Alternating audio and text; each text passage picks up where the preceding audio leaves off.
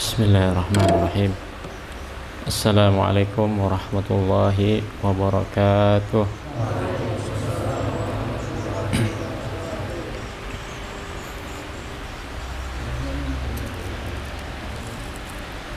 Alhamdulillah.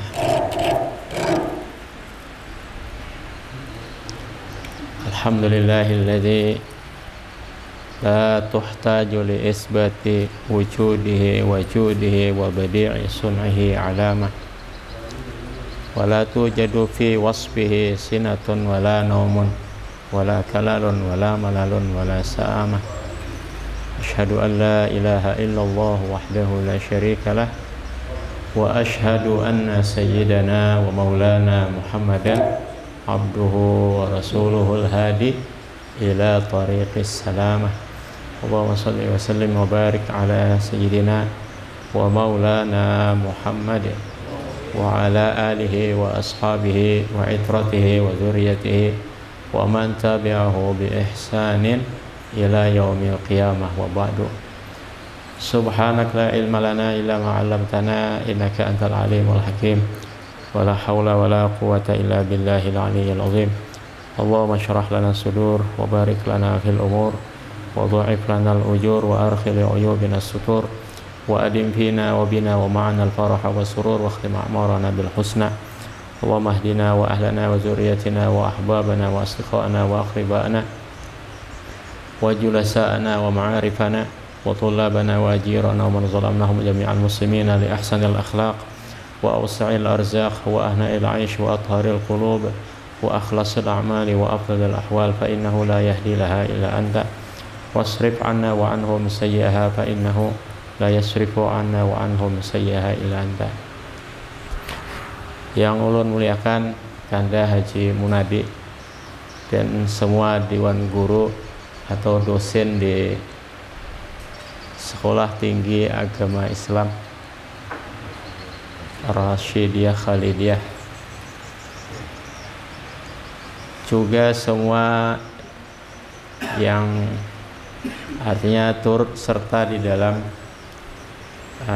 perguruan tinggi ini, dari pengurus yayasannya, ketua, anggota, serta semua mahasiswa dan mahasiswi sekalian, dan hadirin hadirat sekalian rahimakumullah. Alhamdulillah, puji syukur kehadirat Allah Subhanahu wa ta'ala, kita bertemu pada sore hari ini dalam acara mungkin pengajian rutin pada ulun dengar pada kitab Al-Imam Al-Ghazali rahimahullah ta'ala. Dan tidak ada topik yang dimintakan kepada kami ini, cuma topiknya terserah saja. Jadi topik terserah saja ini cukup bingung kita. Mungkin tentang Al-Imam Al-Ghazali dan karya-karya beliau. Al-Ghazali diambil dari Al-Ghazal, yaitu ayah beliau menenun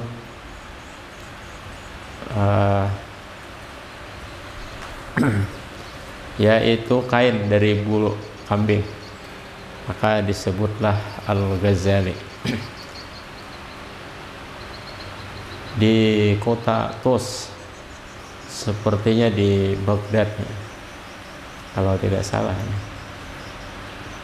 Dan yang terpenting dari Al-Imam Al-Ghazali adalah pergulatan keilmuannya, istilahnya begitu panjang. Pergulatan ini bahasa kitanya pengembaraan keilmuan, dan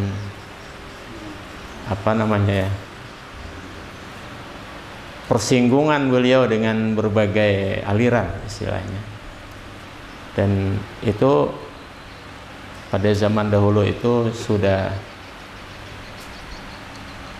istilahnya memang terjadi banyak aliran, dan hidup di tengah itu bukan sesuatu yang mudah. hidup di tengah gempuran aliran dan bagaimana bisa menyelamatkan diri.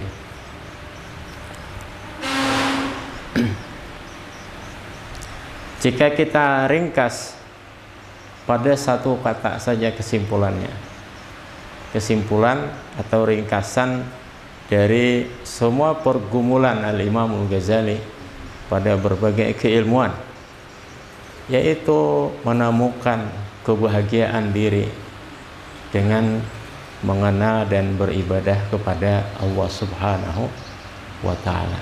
Itu saja ringkasnya, bahwa beliau mendalami fikih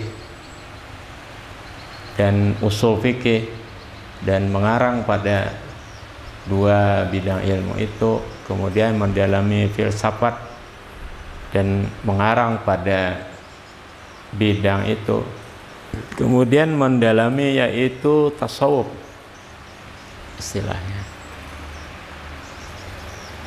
Oleh karena didahului oleh fikih itu, maka sehingga tasawuf yang beliau uraikan, beliau jalani, itu tasawuf yang tidak jauh dari syariah. Dan karena beliau didahului oleh filsafat juga, sehingga uraian tasawuf beliau itu bernuansa filsafat. Sehingga kalau kita mengkritisinya pun bisa, istilahnya mengkritisi nuansa falsafatnya itu. Nah, dan itu ada keuntungannya, yaitu menjadikan tasawuf itu menjadi lebih mudah dipahami, lebih rasional istilahnya. Nah, itu saja. Banyak orang yang mengkritisi Al-Imam Al-Ghazali pada berbagai sudutnya, tetapi sebenarnya mereka itu salah alamat. Mengkritisi Imam Al-Ghazali pada kepakarannya pada ilmu hadis, sungguhnya beliau itu hanya menukil dari Abu Talib Al-Makki. Semua hadis yang dipermasalahkan dalam kitab Imam Al-Ghazali itu bersumber hanya nukilan dari kitab Futhul Qulub karya Al-Imam Abu Talib Al-Makki rahimahullahu ta'ala.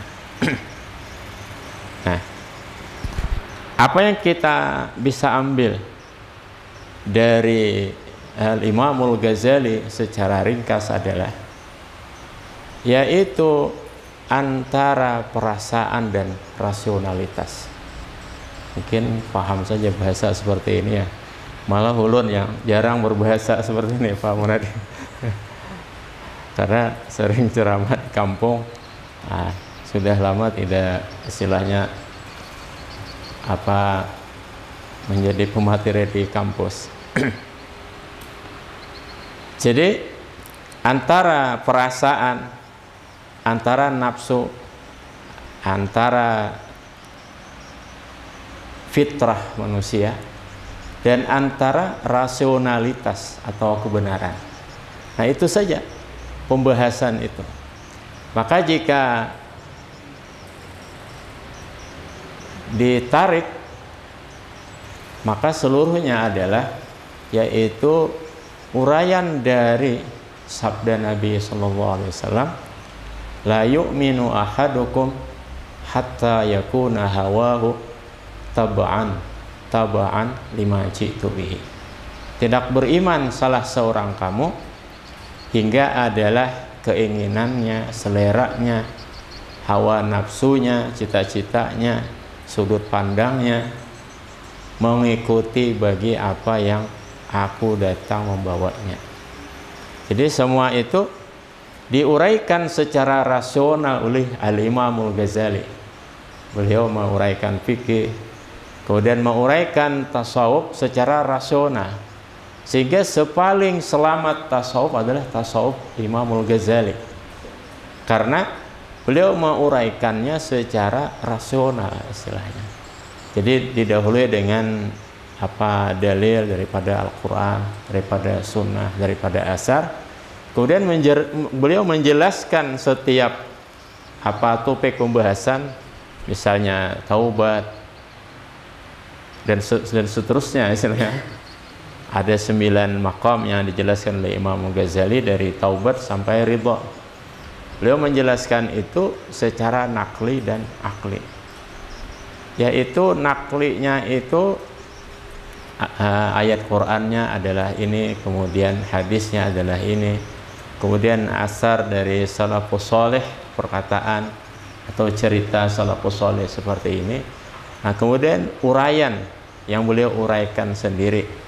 Nah, itulah yang dipengaruhi oleh filsafat dalam tanda petik, tetapi hanya pengaruh uraiannya saja atau dialektika filsafat. Jadi tidak ada falsafat sama sekali. Bahkan beliau menolak kefilsafatan itu.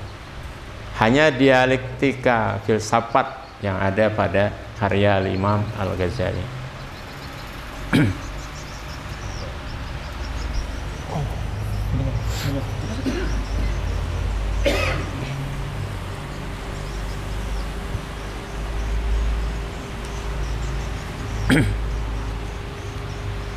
Maka Imam Al-Ghazali disepakati oleh semua orang, semua ulama, dia adalah orang yang cerdas,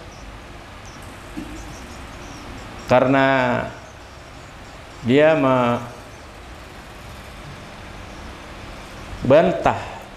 filsafat ini yang mengkadimkan alam. Maka beliau digelari dengan Hujjatul Islam dan seterusnya. Kita turunkan penjelasan ini pada contoh supaya kita mudah paham antara perasaan dan rasionalitas. Nah, itulah isi semua kitab Al-Imam Al-Ghazali rahimahullah ta'ala. Kita mesti pandai mengelola perasaan kita, emosi kita, baik suka maupun senang. Semuanya ditundukkan pada Al-Quran dan As-Sunnah. Rasa cinta, rasa senang, rasa sayang, rasa marah, rasa dendam, rasa benci dan sebagainya. Nah, itulah yang istilahnya dibedah habis oleh Al-Imam Al-Ghazali. Maka dari taubat yang dibahas asal usulnya adalah kecenderungan diri kepada maksiat. Kemudian harap, yaitu bagaimana menjadikan diri ini condong kepada Allah Subhanahu wa ta'ala. Juga takut bagaimana diri ini tercambuk dari syahwatnya, dari maksiatnya, yaitu takut kepada Allah Subhanahu wa ta'ala. Kemudian wara', yaitu bagaimana mengendalikan diri ini sehingga dia mengambil jalan suci yang bentuknya adalah kehati-hatian dari terjerumus pada lembah kehancuran. Kemudian juga zuhud, yaitu menjauhi sesuatu dari dunia yang bisa melengahkan dari rasionalitas, istilahnya dari perjalanan seseorang menuju keridhaan Allah SWT, sampai seterusnya, sampai pada mahabbah. Inti semua itu adalah mengelola perasaan. Mengelola perasaan dari taubat, bagaimana kita mencabut diri dari maksiat, padahal maksiat itu disenangi oleh perasaan. Kan letak masalahnya di situ. Ada aduwika nafsukallati baina jambaika. Musuh terbesar kita adalah diri kita. Kita perhatikan, manusia ini berada di antara dua sisi. Sisi sangat baik dan sisi sangat buruk. Lebih dari apa saja. Manusia bisa atau ada membunuh berjuta orang. Seperti dikatakan Hitler Jerman membunuh jutaan Yahudi. Ada gak binatang seperti itu? Tidak ada. Binatang sejahat-jahatnya tidak ada membunuh jutaan orang. Jadi manusia ini sangat buruk pada satu sisinya. Manusia menjadi pembantai, menjadi apa namanya kapitalis. Kapitalis itu kan di kita kuluh.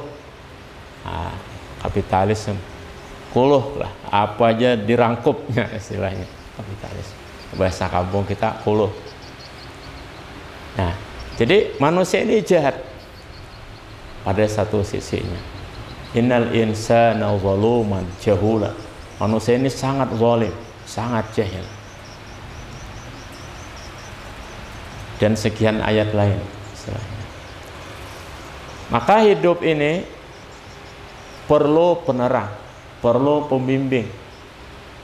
Karena jika dibiarkan, tabiat manusia ini jahat. Lebih jahat dari binatang. Lebih tega dari buaya sekalipun. Istilahnya manusia digelari buaya, padahal belum seberapa. Buaya ada setianya. Manusia lebih tega dari hewan. Kalau hewan memangsa anaknya, manusia lebih dari itu. Anaknya, cucunya, apanya lagi istilahnya. Nah, jadi manusia ini sangat buruk. Asfalas safilin.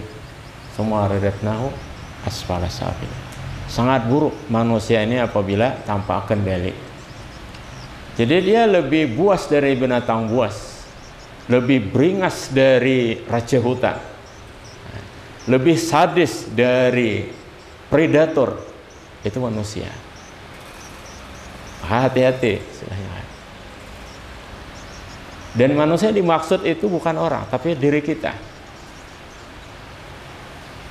Kita bahkan disuruh untuk memiliki pandangan atau prasangka baik terhadap orang lain. Itu ada babnya lagi. Jadi yang diceritakan manusia itu adalah membedah diri kita sendiri. Yang malas, yang zaluman, juhula. Ya, zaluman. Wa kanal insanu zaluman jahula. Ada lagi kafura dan lain-lain. Dan semua itu ada dalam diri kita. Ada zalim terhadap diri kita, terhadap orang tua, terhadap guru, kepada tetangga, terhadap siapa saja. Intinya bahwa manusia itu kalau dia mungkin dia menindas, istilahnya lebih beringas, sangat beringas. Nah, tidak ada nilai yang bisa manage, bisa mengendalikan keberingasan manusia itu kecuali nilai suci, nilai dari langit. Wa qalilun min ibadiyasy syakur. Hanya sedikit, istilahnya hanya sedikit orang-orang yang bisa bersyukur.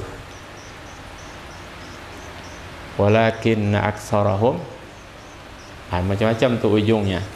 Jadi kebanyakan manusia itu tidak baik. Nah, jemaah sekalian rahimakumullah. Pada ilmuwan barat ada juga seperti ini. Kita bisa membaca buku misalnya Daniel Goleman dalam buku Emotional Intelligence. Hakikatnya adalah itu juga. Bagaimana seorang bisa mengendalikan dirinya, itu kunci keberhasilannya. Jika kita tidak bisa mengendalikan diri kita, maka itu adalah awal mula dari kehancuran. Jadi musuh kita ini adalah diri kita sendiri. Maka orang dengan IQ tinggi akan kalah berhasil dibanding EQ tinggi. Ini istilah dari Daniel Goleman tadi. Juga istilah-istilah lain semacam itulah. Itu panjang sekali uraiannya. Jadi buku Emotional Intelligence itu hakikatnya atau sebenarnya mirip dengan Sufisme, dengan tasawuf. Tetapi memakai dialektika keberatan dengan bahasa, dengan perspektifnya, dengan istilah-istilahnya sendiri. Tidak ada bedanya sebenarnya dengan Al-Imamul Ghazali pada intinya istilahnya. Tetapi Al-Imamul Ghazali bersumber dari Al-Quran, bersumber dari Sunnah. Nah, jadi nilai suci itu bisa saja dilakukan oleh orang yang tidak Islam sekalipun. Dan Anda akan mendapati orang Islam sekalipun dia akan beringas. Sadis bukan main. Padahal dia Islam. Ketika dia tidak menemukan dirinya. Anda bisa pergi ke Jepang misalnya. Bagaimana nilai-nilai luhur suatu bangsa? Anda bisa pergi ke Amerika. Bagaimana nilai-nilai luhur suatu bangsa itu ada? Nah, yaitu pada kadar pahaman yang bisa mereka pahami tentang bagaimana mengelola, mengendalikan diri itu sendiri. Sebuah buku tentang sholat berjamaah rasanya ditulis oleh Dr. Rajib Serjani. Dia doktoral S3 di mana? Bukan Harvard University, kan politik. Pokoknya di New York, di Amerika. Dia mengatakan cerita tentang Amerika itu tidak seperti image yang diinikan oleh publik, oleh banyaknya orang. Banyak nilai yang luhur yang berasal dari Islam. Contohnya sholat subuh, tapi mereka tidak sholat subuh. Pada waktu subuh mereka itu sudah masuk jam kerja. Kalau kita waktu subuh ngorok. Nah, ini termasuk bagian dari mengendalikan diri. Jadi yang paling kita marahi, yang paling kita benci, yang paling kita nasihati adalah diri kita sendiri. Sealim apapun kita, belum tentu dalam diri pribadinya baik. Karena Al-Imam Al-Qutbul Habib Idrus bin Umar Al-Habsyi rahimahullah berkata, "Sahibul baiti bima fihi adra." Orang yang dalam rumah itu paling tahu bagaimana dirinya. Paling tahu seseorang adalah istrinya. Azhadun nasi fi alimin ahluhu dalam Sunan At-Tirmidzi. Paling tidak senang dengan orang alim adalah istrinya. Jadi begitulah. Nah, inti tasawuf adalah mengendalikan diri. Ketika non-muslim sekalipun bisa memahami itu dan bisa mempraktikkan itu, dia sebenarnya sufi. Secara praktikal istilahnya. Walaupun dia berbeda bahasanya, istilahnya, referensinya juga mungkin berbeda. Dan walaupun dia tidak memiliki referensi dari kitab suci seperti Bible atau apa saja misalnya, tetapi hakikatnya dia itu sufi. Nah, maka disitulah pertemuan antara tasawuf dengan filsafat tadi. Istilahnya seperti itu. Ini ringkasan. Nah, jadi setebal semua karya Al-Imamul Ghazali, intinya adalah bagaimana cara kita mengendalikan diri kita yang beringas ini. Sadar saat cinta, sadar saat sayang, sadar saat benci, sadar saat dendam, dan selain sebagainya. Jika membimbing semua itu menuju Allah, dipasrahkan semuanya kepada Allah. Maka oleh itu, dalam kitab Al-Awliya karangan Al-Hafiz Ibn Abi Dunya disebutkan, Inna lillahi ibadan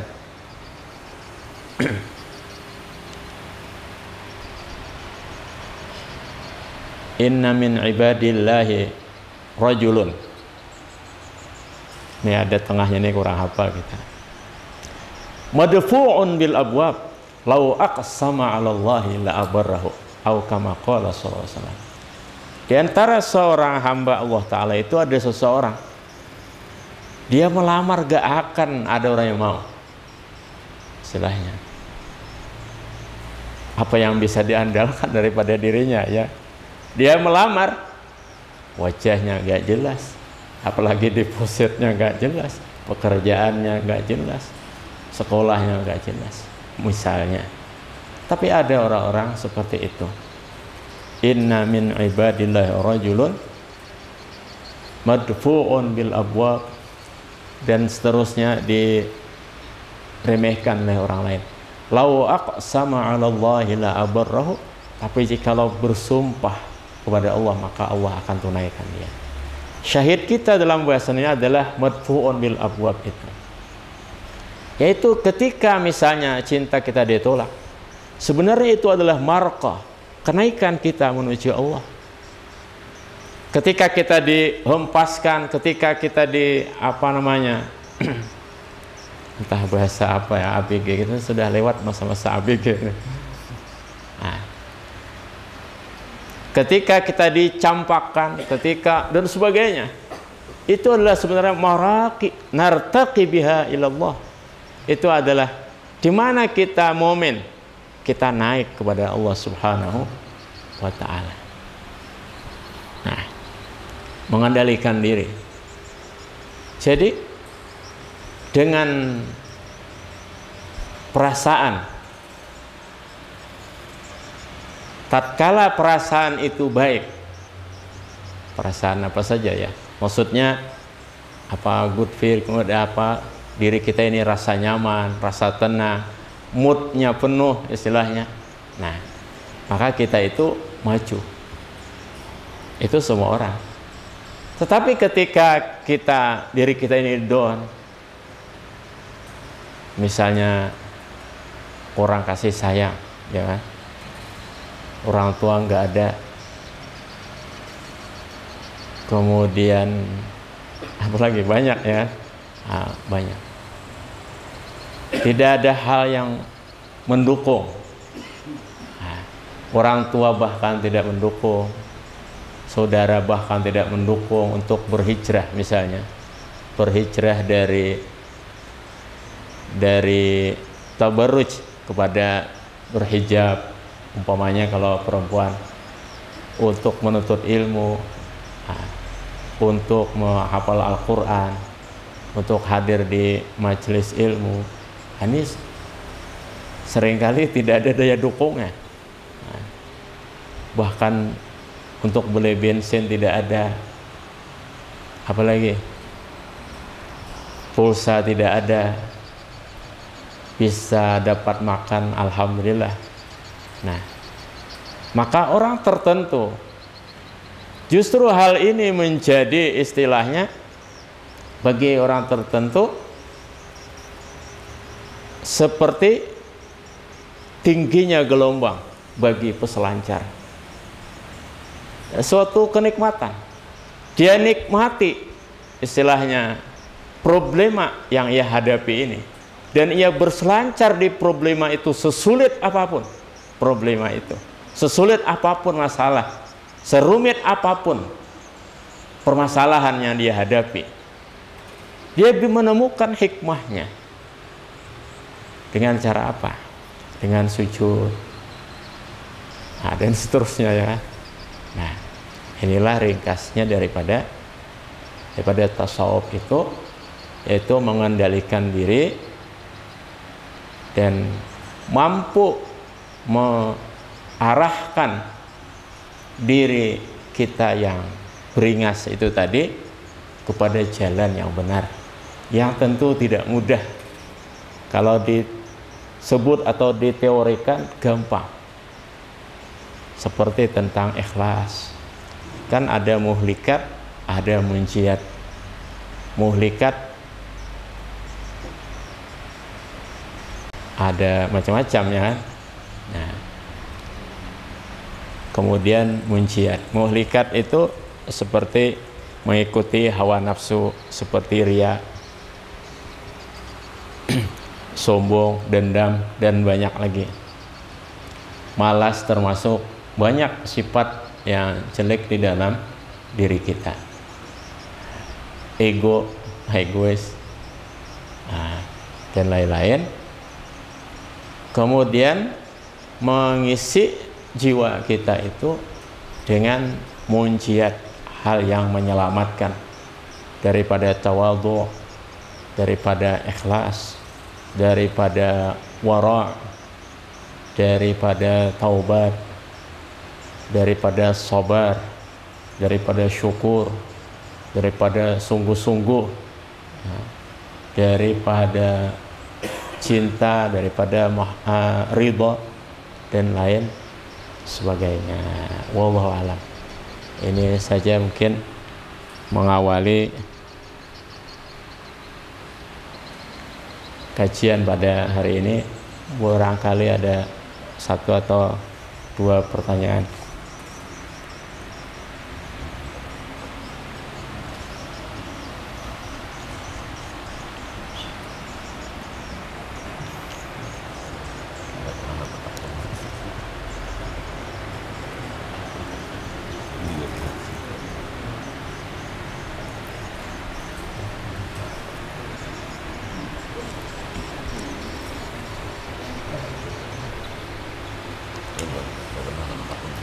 Satu atau dua pertanyaan, silakan.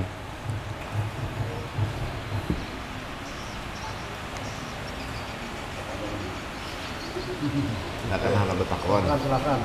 Silakan.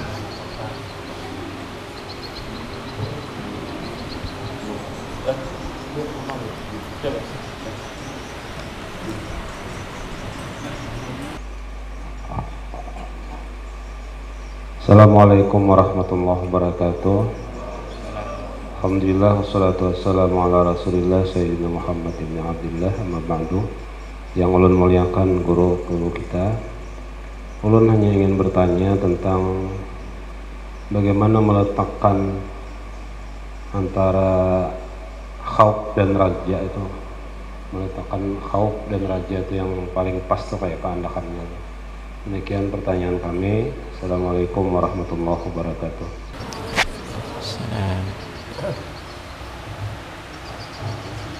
Terima kasih, pertanyaan bagus.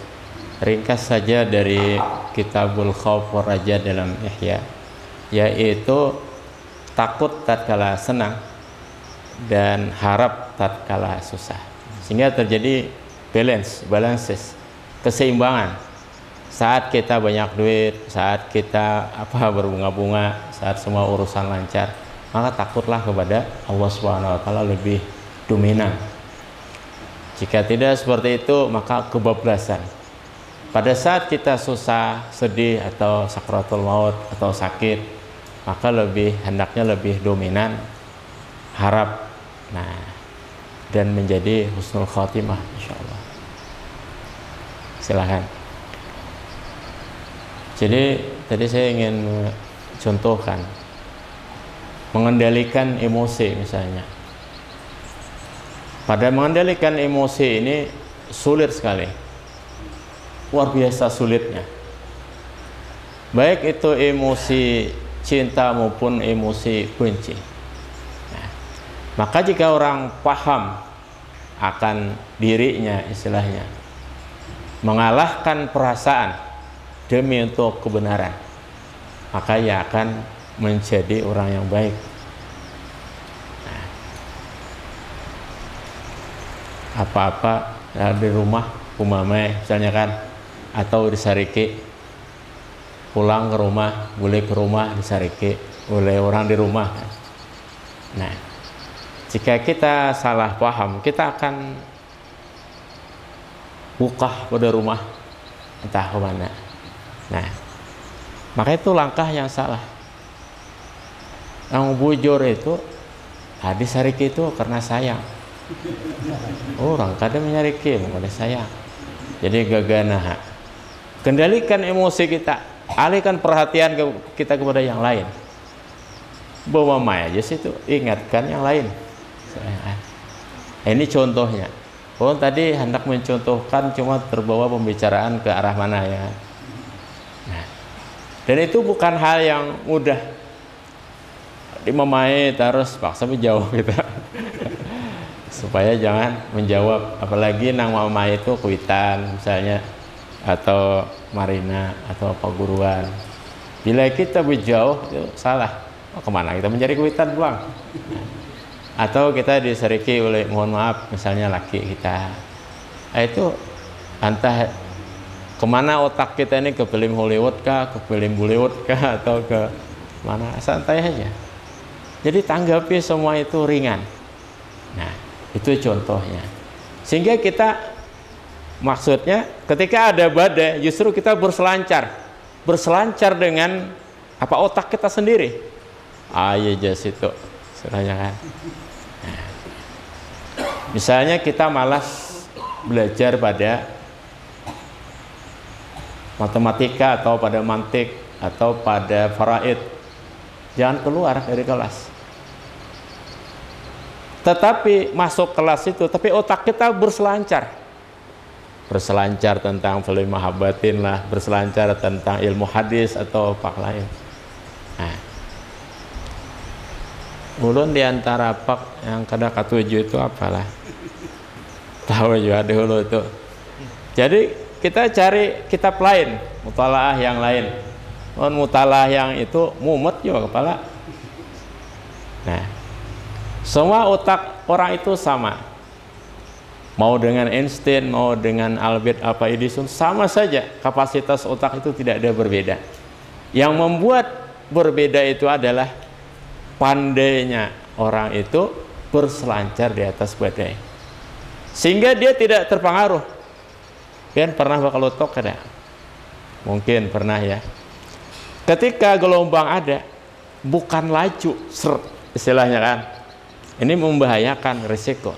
Tapi justru mengalun, luas. Mau kita ditentang siapa saja, monggo silahkan. Tetapi kita akan terus hidup dalam irama yang tidak menentu ini. Sehingga silahkan iramanya apa, lagunya tetap ramai. Ya, boleh irama itu misalnya japin, sampai akustik, sampai dangdut, sampai koplo, lagunya tetap buih jadi permadani. Rame tidak? Rame tidak? Tetap rame. Karena kita tidak terbawa oleh arus aransemen lagu itu. Silahkan mau dikoploin, mau didangdutin, mau dipopin, mau diakustik, mau apa saja, silahkan. Tapi lagu ini tetap buih jadi permadani. Asik tidak? Asik mau bagaimanapun. Nah, itulah contohnya dalam menghadapi emosi. Mungkin ada satu lagi pertanyaan, silahkan.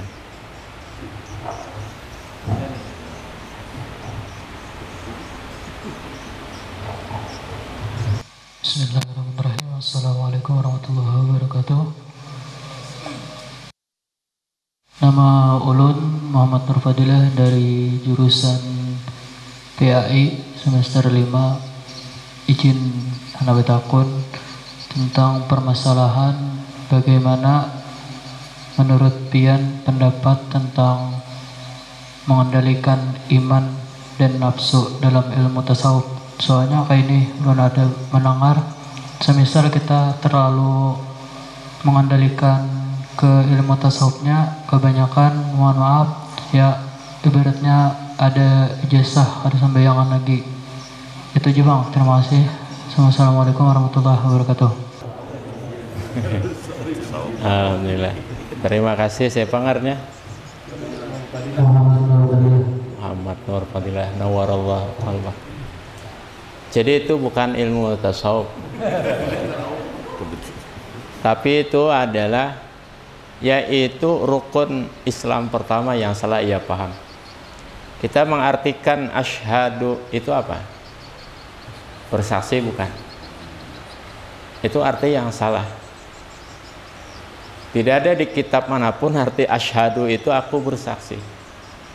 Kalau kita kita mengartikan asyhadu itu bersaksi, berarti dia harus melihat kejadiannya di TKP-nya. Apabila kita melihat Allah, apabila kita bertemu Muhammad. Dan orang bertemu Muhammad pun belum tentu beriman. Padahal dia menyaksikan mukjizatnya, ya kan? Melihat langsung Nabi Muhammad membawa mukjizat, belum tentu beriman. Maka asyhadu dalam kitab manapun artinya atayaqqanu wa a'taqidu. Aku meyakini, aku mengiktikadkan. Nah, maka dari situlah sumbernya. Pian boleh masuk ke rumah guru mana aja nang betamat sembahyang itu, maka inya akan selalu maudar masalah asyhadu itu. Asyhadu itu bersaksi, suahai melihat Tuhan. Muka desah melihat Tuhan, kadesah saksinya, kadesah saksi, kadesah sembahyangnya. Bisa napa sembahyang? Kesimpulannya, amun hendak masuk surga, karena masuk surga aja ya. Karena perlu sembahyang. Mau aku masuk neraka aja biar aku sembahyang. Nah, itulah sudah. Nah, maka itu yaitu mengartikan dengan arti akal kita, dengan arti apa harfiah ibaratnya. Semua Quran di arti harfiah banyak salahnya. Apa artinya? Surah Al-Ma'arij. Nah, apa nih? Ada al-jannah. Al-jannah itu kebun, lain surga. Surah Al-Ma'arij lah. Biasanya nih, dengan kita ayatnya. Ya.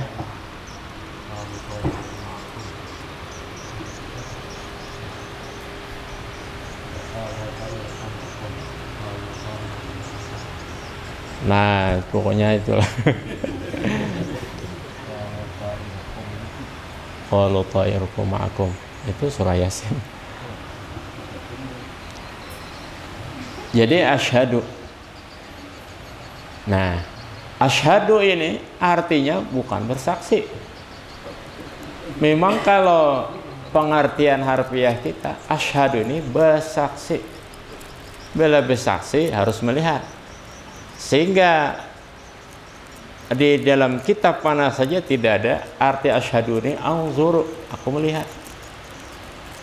Nah, apa bedanya bersaksi dengan meyakini? Nah, ini berbeda. Jadi ada dua arti dahulu lah. Asyhadu ini artinya bersaksi, lawan artinya meyakini.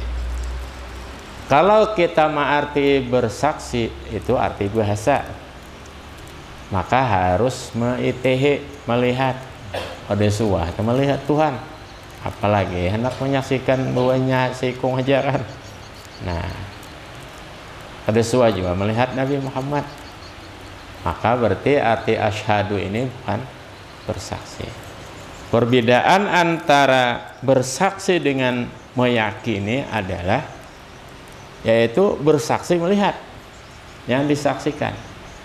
Kalau meyakini ada apa namanya hissiyun dan ada nazariyun. Ada meyakini karena melihat, bisa juga melihat jadi yakin. Ada juga meyakini ini nazariyun karena apa pikiran nazari. Kita ada semua melihat, tapi akal kita membujurakan lalu yakin. Nah, sehingga dalam Islam kita tidak disyaratkan masuk Islam itu melihat Nabi Muhammad. Tidak ada lupa misalnya masuk Islam wajib melihat Nabi Muhammad. Tidak ada wajib.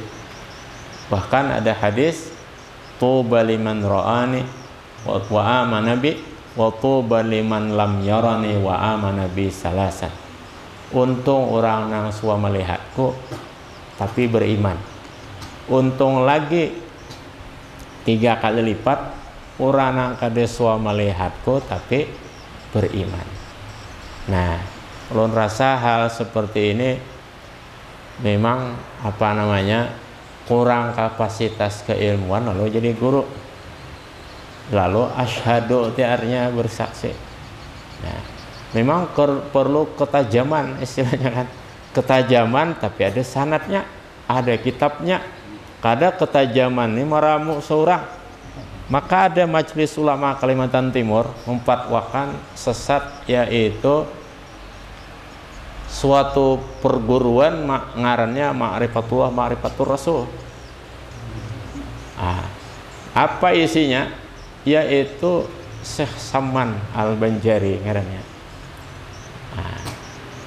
Tapi lihat aja bukunya, ayatnya aja paling-paling, apalagi nahunya, hadisnya paling-paling. Yang titik paling utama di situ justru lucu. Bidaknya, mohon maaf bagi yang bujangan khususnya, yaitu apabila karena Allah Ta'ala karas. Dalam buku itu apabila kada ma'rifat, kada karena Allah Ta'ala, makanya lama. Jadi sampai ke situ anunya, pembahasan ma'rifatullahnya nih, isi buku itu nih. Maka dipatwakanlah oleh Majelis Ulama itu sesat. Orang ada dalilnya, ya Pak, kada masuk di kitab mana aja. Nah, kalau ini yang perlu kita waspadai Syiah. Syiah ini lebih berbahaya dari Wahabi. Wahabi ini banyak aliran di dalamnya.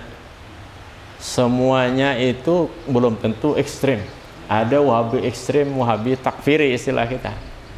Itu semua teroris itu Wahabi. Sudah ada teroris itu yang nggak ada Wahabi. Tapi ada juga teroris Syiah. Nah, Syiah itu lebih berbahaya dari Wahabi itu sendiri. Kalau Wahabi itu jelas, ini Wahabi orangnya dah ketahuan. Kalau Syiah itu kada jelas, dia bisa berupa apa saja. Nah, inti daripada Syiah ini ada dua, menghujat sahabat dan kawin mut'ah. Lain itu ada Jepang lagi. Cuma intinya dua itu. Nah, jika tidak ada dua itu, maka bukan Syiah, walaupun ngarannya Syiah. Seperti Syiah Zaidiyah, ngarannya Syiah tapi hakikatnya bukan Syiah. Karena hanya berbeda 17 perkara dari mazhab Syafi'i pada furu'. Cuma mereka ini pengikut Imam Zaid, keturunan asal mulanya. Jadi memang Syiah ngarannya Syiah Zaidiyah, tapi akidahnya bukan Syiah. Dia menghormati Abu Bakar, menghormati Sayyidina Umar, menghormati Sayyidina Utsman. Nah, Syiah ini sampai terakhir yang kasus di Bandung istilahnya. Dan Syiah itu di Banjarmasin ada di mana-mana ini, tapi terselubung. Nah, dengan berdalih Ahlul Bait, tapi untuk kepentingan dirinya, sehingga hadis palsu itu keluar. Nah, kita mengkanter hadis palsu itu untuk menjaga agama. Termasuk hadis palsu adalah hadis dalam kitab Uqudul Lujain. Ini dikeluarkan oleh Syiah. Mungkin Syekh Nawawi Bantan ini tidak menyadarinya, yaitu barang siapa seorang istri membawai lakinya berdahulu, makanya sama 200 kali umrah. Nah, ini ada itu, dan banyak diposting oleh orang-orang. Maka ucap kita hadis itu palsu, gak ada riwayatnya. Ada riwayatnya di kitab Syiah aja. Nah, jadi hadis yang seolah-olah bumbunya itu terlalu sedap istilahnya. Bumbu terlalu sedap nih banyak kolesterolnya. Nah, makanya kita istilahnya senang pada ilmu hadis itu untuk membintingi Syiah. Syiah itu apa aja jadi hadisnya. Menyuapi laki, kemudian apa-apakah ibaratnya kan. Nah, nikah mut'ah itu dia ada hadisnya. Barang siapa melakukan 1 kali nikah mut'ah, maka ini hadis palsu ya. Maka dia itu sama seperti derajat Sayyidina Husain. Kalau melakukan mut'ah 2 kali, sama dengan derajatnya itu sudah naik derajat menjadi Sayyidina Hasan 1 derajat. Kalau melakukan nikah mut'ah 3 kali, mut'ah ini kawin kontrak ya. kawin kontrak tanpa jujuran. Kawin kontrak artinya batas waktu tertentu, jujurannya tidak ada. Tidak ada saksi, tidak ada walinya. Nah, kalau 3 kali maka derajatnya sama seperti Sayyidina Ali bin Abi Thalib. Kalau 4 kali sama seperti Nabi Muhammad SAW. Wah, itu sudah. Maka itu sopan santunnya luar biasa. Orang aliran sesat ini dia bakti kepada orang tua, bakti kepada istri, bakti kepada tetangga. Ini anunya, hormat kepada tamu dan sebagainya. Nah, itulah. Kembali ke pembahasan orang tamat sembahyang itu tadi, itu dari akarnya dia salah. Jadi memahami asyhadu itu pemahamannya seorang aja. Mungkin cukup atau bagaimana? Silahkan. Kalau begini, ada beginian ini. Oh, tadi keduanya laki-laki keduanya kan?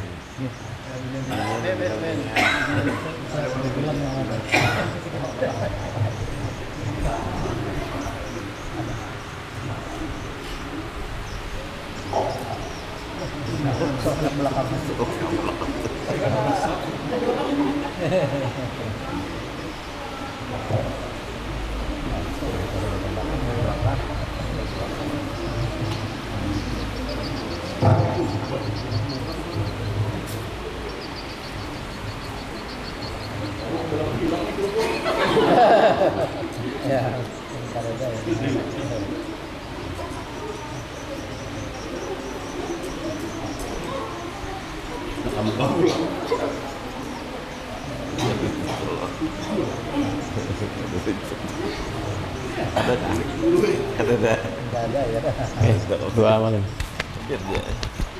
Natuha ya. Doa